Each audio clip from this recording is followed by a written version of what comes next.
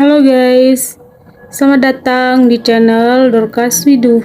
Nah, hari ini saya melanjutkan menceritakan alur cerita film The Legend of the Blue Sea. Nah, kita langsung saja masuk ke alur ceritanya. Let's go. Di zaman Joseon, wali kota Damryung sedang menyalakan dan melambungkan lentera bersama para penduduk. Namun, salah satu lentera tidak melambung seperti lentera lainnya, sehingga membuat mengikuti arah lentera itu. Ia melihat lentera itu bergerak-gerak di pinggir pantai. Ia mencurigai ada seorang di sana. Ternyata di balik lentera itu ada sosok Putri Duyung yang ia lepas dulu. Bawahan Mr. Yang memberitahu cerita kuno kepada Mr. Yang dan menjelaskan jika sudah memiliki hubungan dengan Putri Duyung, pasti di kehidupan selanjutnya mereka akan bertemu kembali. Mendengar hal itu, Mr. Yang mengatakan jika benar seperti itu, maka di kehidupan selanjutnya ia akan mengikuti wali kota untuk bertemu dengan Putri Duyung. Ketika sedang mengobrol, terlihat para penduduk yang sedang mencari Damryung. Lalu Damryung menanyakan apakah ia bisa bertemu dengan Putri Duyung itu. Putri Duyung memberitahu jika ia akan menjadikan nyala lentera sebagai tanda agar bisa bertemu dengannya. Salah satu pegawai Mr. Yang menyampaikan sesuatu yang dilakukan oleh Damryung. Damryung menyalakan banyak lentera dan melambungkan di laut. Ia menggunakan perahunya untuk bertemu dengan Putri Duyung karena tanda sinar lentera yang buat mereka akhirnya bertemu kembali. Pada zaman modern, John Jae menghampiri kembali wanita yang ia tinggalkan di mall. Ia mengatakan alasan ia datang kembali karena ia tidak suka pergi tanpa berpamitan. Sim Chang menggigil karena udara yang sangat dingin akibat hujan. John Jae membawanya pergi dan membelikan secangkir minuman hangat, meniupkan minuman itu, dan kemudian ditiru oleh Sim Chang. John Jae menanyakan tempat tinggalnya atau seseorang yang dapat dihubungi, namun ia melihat Sim Chang asik sendiri dengan minumannya dan menghiraukan John Jae. Ketika sampai di hotel, John Jae memasangkan kartu untuk menyalakan listrik di ruangannya. Sim Chang memperhatikan dan merasa penasaran. John Jae memberikan pakaiannya untuk mengganti pakaian Sim Chang. Kemudian ia pergi membersihkan dirinya di kamar mandi. Karena rasa penasaran, Sim Chang mengurangi gerakan yang dilakukan John Jae saat memasukkan kartu sehingga membuat listrik ruangannya padam secara berulang-ulang. John Jae yang sedang di kamar mandi segera keluar dan memarahi Sim Chang untuk segera mengembalikan kartu itu ke tempat semula. Namun Sim Chang justru menyembunyikan kartu itu di tangannya. Setelah kartu berhasil terpasang kembali, John Jae melihat wajah malu Sim Chang karena jarak mereka yang sangat dekat. Oleh karena itu, John Jae langsung marah dan meminta Sim Chang untuk tidak menatapnya dengan wajah yang tersipu malu. Ia juga menjelaskan jika tipe idealnya sangat bertolak belakang dengan Sim Chang, sehingga ia memintanya untuk membuang hayalan yang ada di pikiran Sim Chang, lalu kembali membersihkan dirinya. Sim Chang terkejut melihat ponsel John Jae yang berdering. Ternyata Ci Ah yang menelponnya.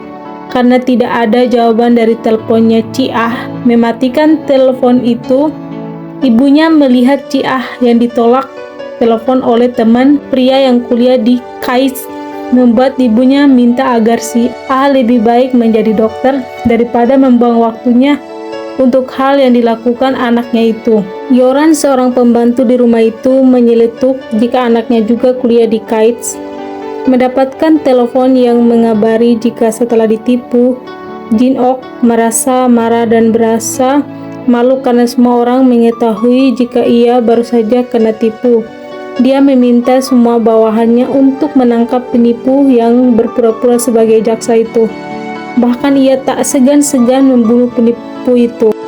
Ketika Jonjae sedang bermain laptop, Sim Chang secara tiba-tiba mendekatinya dan merasa penasaran benda yang baru ia lihat. Jonjae memberikannya dan pergi tidur meninggalkannya. Semalam, Sim Chang mempelajari berbagai hal di laptop Jonjae. Ketika Jonjae bangun, ia melihat wajah Sim Chang yang bergadang semalam. Di depan laptopnya tiba-tiba teleponnya berdering. Namdo memberitahu jika Jonjae dalam masa pencaharian karena ia dapat dilacak dari ponsel yang masih ia gunakan. Namdo menyuruh untuk segera kabur. Mendengar hal itu, Jonjae langsung bergegas membenahi semua barangnya dan berpamitan dengan Sim Chang dan pergi meninggalkannya. Tak lama kemudian kembali masuk ke kamarnya karena hotel yang ia tempati sudah dikepung oleh bawahan Jin Ok. Ketika semua mendobrak pintu kamar, mereka melihat bom yang sudah diatur waktunya dalam beberapa detik, sehingga semua terkejut dan tiarap. Namun bom tersebut palsu dan membuat semua bawahannya marah dan kembali mencari Jonjae. Mereka melihat gorden yang meluncur ke bawah yang dibuat untuk melarikan diri. Mereka melihat Jonjae yang kabur, kemudian mereka bergegas mengejarnya. Di dalam pengejaran, Jonjae mengayuh sepeda yang ia temukan di jalan dan Sim Chang ikut memboncengnya. Ketika ada yang mendekati, Sim Chang menendang para bawahan Jin Ok satu persatu. Namun salah satu bawahan Jin Ok menodong pistol ke Jonjae walaupun melakukan trik hipnotisnya tetapi tidak berpengaruh sehingga mereka berhasil menangkap Jonjae. Ketika di dalam mobil, Jonjae memberikan kode kepada Sim Chang agar ia tidak mengikutinya. Namun Sim Chang justru mengikuti mobil mereka dengan mengayuh sepeda sangat kencang. Sim Chang berhenti di depan mobil mereka hingga para bawahan Jin Ok menyuruh supir untuk menabraknya. Mendengar hal itu, Jonjae langsung membuat keributan dalam mobil sehingga mobil mereka menabrak kedai di pinggir jalan. Situasi ini dimanfaatkan Jonjae untuk keluar dari mobil dan membonceng Sim Chang untuk kabur. Mereka berhasil kabur dan bersembunyi di masa rumput. Jonjae meminta Sim Chang untuk mengikutinya dan hati-hati jika berpapasan dengan para bawahan Jin Ok. Namun Sim Chang justru melakukan aksi tinju yang ia pelajari melalui laptop Jonjae dan meninju semua bawahan Jin Ok. Jonjae tersadar jika Sim Chang tak ada di belakangnya. Ia mengira Sim Chang telah tertangkap. Tiba-tiba ia terkejut berpapasan dengan Sim Chang saat mengeliling Mase. Sim Chang menarik Jonjae dan mereka keluar. Jonjae membersihkan dedaunan yang menyangkut di rambut Sim Chang. Ia mengatakan ia akan membawa Sim Chang bersamanya. Jonjae melihat Sim Chang dimarahi oleh penjual es krim karena tidak membayar. Jonjae menghampiri penjual itu dan berniat membayarnya, tetapi ia hanya menemukan beberapa uang koin di sakunya. Jonjae meminta penjual untuk memberikan es krim dalam ukuran kecil dan memberikan uang seadanya. Di keramaian kota, menelpon temannya dengan telepon umum dan mengatakan jika ia butuh bantuan karena ia tidak bisa menggunakan kartu kredit dan ponselnya, bahkan ia tidak memiliki uang tunai. Mereka mendatangi gereja yang temannya Jonjae suruh. Ketika masuk, temannya memanggilnya sebagai pendeta. Seluruh jemaah mengira jika Jonjae adalah seorang pendeta yang didatangkan ke gereja itu karena temannya ini mengenalkan Jonjae sebagai pendeta kenalannya. Semua jemaah melihat Sim Chang sehingga berpura-pura mengatakan jika wanita di sebelahnya ini adalah istrinya yang terkena kecelakaan sehingga memiliki gangguan pada mentalnya dan ia tidak bisa berbicara. Namun, secara tiba-tiba Sim Chang justru menyapa para jemaah dan membuat Jonjae memarahinya karena ia tak menyangka jika Sim Chang dapat berbicara, padahal selama ini Jonjae berbicara tapi Sim Chang hanya diam saja. Sim Chang mengatakan jika ia mempelajari semua ucapannya dari laptop Jonjae.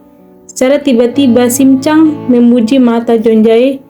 Sim Chang mengatakan jika bola mata milik Jonjae terlihat indah. Jonjae langsung membanggakan dirinya dan menceritakan masa kecilnya yang sangat mempesona sehingga setiap orang berhenti dan ingin menggendongnya. Sim Chang juga menanyakan apa maksud dari istri yang Jonjai katakan kepada jemaah. Jonjai menjelaskan jika itu bukan apa-apa, yang dimaksudnya itu adalah seorang teman. Jonjai bersama temannya merencanakan penipuan yang akan dilakukan. Mereka berencana menipu para jemaah untuk mengamalkan uang mereka. Tugas Jonjai adalah menyanyikan lagu yang menyentuh hati para jemaah. Malam harinya ketika di kamar penginapan gereja, Sim Chang menanyakan apa maksud kata cinta yang Jonjai menyanyikan tadi di gereja. Jonjai mengatakan jika sebaiknya Sim Chang tidak merasakannya. Hal ini semakin membuat penasaran dan mendekat ke alas tidur Jonjai. Akhirnya Jonjai menjelaskan makna kata cinta itu sebagai kekalahan dan menyerah. Karena mereka yang merasakan cinta akan mempercayai orang tersebut apapun itu. Dia juga meminta Sim Chang agar mengatakan kata ini untuk orang baik. Namun Sim Chang justru mengatakan jika ia mencintai Jonjai. Jonjai menasihati Sim Chang untuk tidak percaya dengannya karena ia tidak mengetahui apa yang sebenarnya. Setelah itu, Sim Chang mengatakan jika ia lapar sehingga mereka pergi makan. Jonjai mengatakan bahwa Sim Chang mengalami amnesia, lalu ia meminta Sim Chang menatapnya dan melakukan aksi hipnotisnya agar Sim Chang mengingat orang tuanya. Namun Sim Chang justru menanyakan apa maksud perkataan Jonjai. Jonjai mengatakan jika semua orang pasti memiliki orang yang melahirkannya. Sim Chang juga mengatakan jika ia tidak memilikinya dan justru menanyai balik mengatakan jika ia memiliki seorang ibu atau ayah yang tak dianggapnya dan ia berharap ia memiliki seorang ibu. Karena perkataan Sim Chang membuat Jonjai pikiran, ia mendekati tempat tidur Sim Chang dan memasangkan gelang ke tangan Sim Chang yang ia curi darinya. Ia juga mengatakan akan membawa Sim Chang ke tempat ujung dunia bersamanya. Keesokannya mendapat imbalan dari temannya karena telah berhasil melakukan penipuan kemarin. Temannya menanyakan asal Sim Chang, apakah ia berasal dari Seoul. Tetapi Sim Chang justru menanyakan balik di mana Seoul itu. Mendengar hal itu, teman Jonjai mengira jika itu adalah gurauan. Ia juga meminta nomor telepon Sim Chang, namun Jonjai menarik tangan Sim Chang dan membawanya pergi. Tak lama kemudian salah satu jemaah menghampiri temannya dan memberikan uang karena pekerjaan berpura-pura akan memberikan bantuan pendidikan. Oleh karena itu temannya menelpon dan menanyakan hal itu.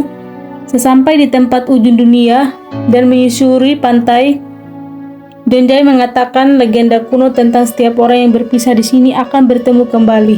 Namun ia menceritakan tentang ibunya yang meninggalkannya di sini dan tak pernah bertemu kembali. Jonjai menunjukkan batu yang ia ukir namanya saat ia kecil.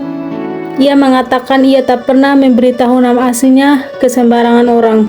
Tiba-tiba Sim Chang memberitahu jika di sisi lain batu terdalam namanya juga. Jonjai tak menyangka ternyata ketika ibunya pergi, ibunya menulis untuk pamit kepadanya. Sim Chang menanyakan apa lagi yang ada di tulisan itu. Jonjai mengatakan jika itu bertuliskan ibunya mencintainya. Sim Chang dengan spontan menanyakan apakah ibunya ini telah mengalami kekalahan dan menyerah. Jonjai hanya menjawab dengan benar. Tiba-tiba segerombolan bawahan Jin Ok datang mengepung mereka karena melihat peta yang tertinggal di hotel dan ada sebuah tempat dilingkari Jonjai. Mereka mengepung Jonjai hingga tak bisa kemana-mana karena ia ada di ujung tebing. Semua pistol menodong ke arahnya. Jonjai meminta agar mereka melepaskan Sim Chang karena ia tidak terlibat. Jonjai mengatakan jika Sim Chang adalah korban yang ia akan curi gelangnya, tetapi ia sudah mengembalikannya. Namun Sim Chang justru mengatakan jika dirinya adalah istri Jonjai. Mendengar hal itu, semua bawahan Jin Ok merasa marah karena dipermainkan. Jonjai membisik Sim Chang untuk segera pergi meninggalkannya karena ia tidak bisa kabur kemana-mana. Sim Chang justru melihat ke arah bawah tebing yang langsung menuju laut. Jonjai mengatakan jika ia takut melihat ketinggian dan memilih mati tertembak daripada tenggelam. Namun Simcang menggendeng Jonjai lompat ke dalam laut sehingga para bawahan Jin Ok merasa kesal karena tak berhasil menangkapnya. Di dalam laut, Jonjai melihat wujud asli Simcang sebagai putri duyung. Simcang berenang menghampiri dan mencium Jonjae.